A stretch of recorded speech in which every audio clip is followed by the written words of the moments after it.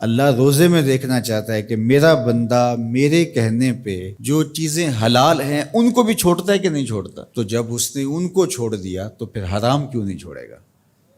اور جس نے روزے میں حرام بھی نہیں چھوڑا، غیبت بھی نہیں چھوڑی، جھوٹ بھی نہیں چھوڑا، لوگوں کو اذیت دینا بھی نہیں چھوڑا، تلخ رویے بھی ترک نہیں کیے، گالی گلوچ سب و شتم کا مزاج بھی ترک نہیں کیا، لوگوں سے رشوت لینا اور لوگوں کو اذیت دینا بھی ترک نہیں کیا، تو پھر وہ بھوک کاٹ رہا ہے. وہ اللہ کے حکم کی تعمیل نہیں کر رہا ہے، وہ تو کہہ رہا ہے کہ میں تمہارا امتحان لینا چاہتا ہوں، تم حلال بھی چھوڑو گے اور یہ حرام بھی چھوڑنے کے لیے تیار نہیں ہے.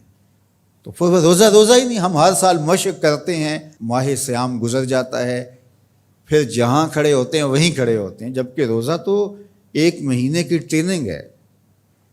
1 مہینے کی ٹریننگ کے بعد ہمارے عیب جھڑ جانے چاہیے، ہمارے گناہ دھل جانے چاہیے، ہمارے اندر کو تقوی کے نور سے مالا مال ہو جانا چاہیے. لیکن ہم نے مشق کی نہیں، ہم کام چور رہے. تو پھر نتیجہ کیا ہوا کہ جہاں کھڑے تھے وہیں رہے. تو روزے کا مقصد اتقاء کو پیدا کرنا ہے، اور ہر وہ کام جو اللہ کی ناراضگی کا ذریعہ ہے اس کو ترک کرنے کا نام تقویٰ ہے.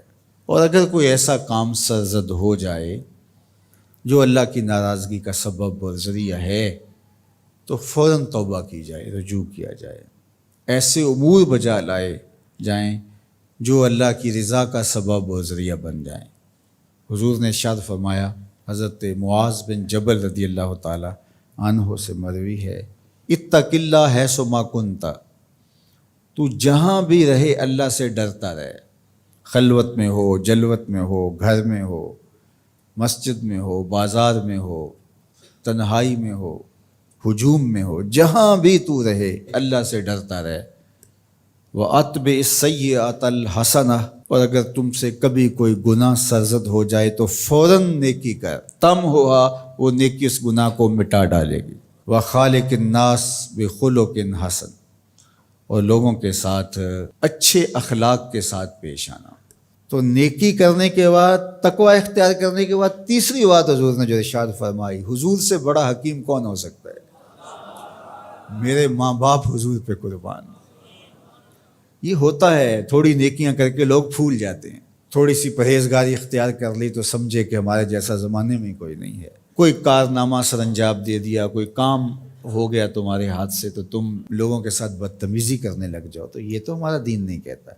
تو فرمایا اتق اللہ حیث ما کنت، جہاں بھی رہے ایک تو اللہ سے ڈرتا رہنا، اور دوسری بات ارشاد فرمائی اتبع السیئۃ الحسنہ، جب تم کوئی برائی کر بیٹھو تو اس کے فوری بعد تم نیکی کرو، تم ہوا وہ مٹا ڈالے گی اس کو.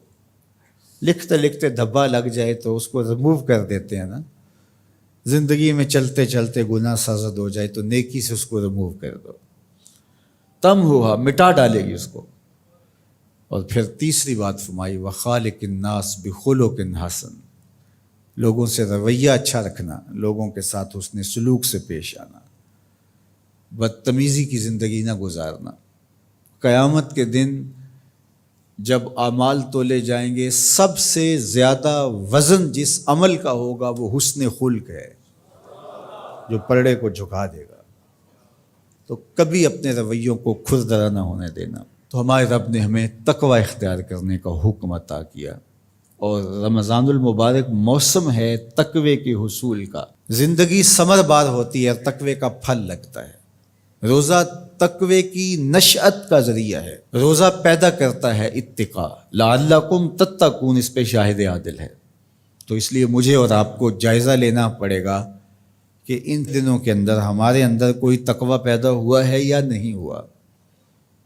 میں اپنا جائزہ لوں اور آپ اپنا اپنے اندر ہی جائزہ لیں. ہم نے بھوک کاٹی ہے، پیاس گوارا کی ہے، رات تراویح بھی پڑھتے ہیں، تو کیا کوئی فرق پڑا؟ کوئی اتقاء کا نور نصیب ہوا؟ اگر نصیب ہوا ہے تو پھر مزید کوشش کیجئے بقیہ دنوں میں مزید نور نصیب ہو اور اتقاء کے اجالے حقیقت میں ہم پالیں. اور اگر وہیں کے وہیں کھڑے ہوئے ہیں، کوئی فرق نہیں سوائے بھوک اور پیاس کاٹنے کی، اور یہ ذہنی تاثر کہ ہم روزہ رکھ رہے ہیں، اس کے علاوہ ہمیں کوئی فرق نہیں ہے، ہمارے باطن میں کوئی تبدیلی نہیں آ رہی.